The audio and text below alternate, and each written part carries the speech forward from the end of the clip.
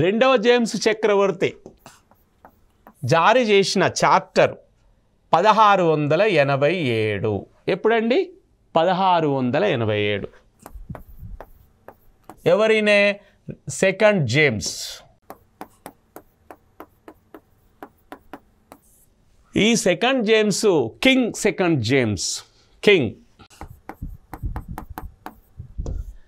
Second James మరి జారీ చేసిన ఒక ఆర్డర్ ప్రకారము 1687 సంవత్సరంలో పన్నుల వసూలు కోసం మద్రాస్ మున్సిపల్ కార్పొరేషన్ ఏర్పాటు చేసిండు.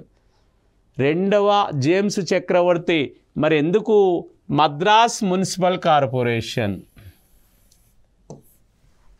ఈ మద్రాస్ మున్సిపల్ కార్పొరేషన్ ఎందుకు ఏర్పాటు చేసిండంటే మరి పన్నులు ట్యాక్సెస్ను కలెక్ట్ చేసిన కొరకు, ట్యాక్సెస్ డబ్బును పన్నును శిస్తును కలెక్ట్ చేయడం కొరకు, వసూలు చేయడం కొరకే ఈ మద్రాస్ మున్సిపల్ కార్పొరేషన్ ఏర్పాటు చేసినట్టు చరిత్ర ద్వారా తెలుసుకుంటున్నాం. ఇది ఎవరు స్థాపించారు? ఇదంతా ఈస్ట్ ఇండియా కంపెనీ.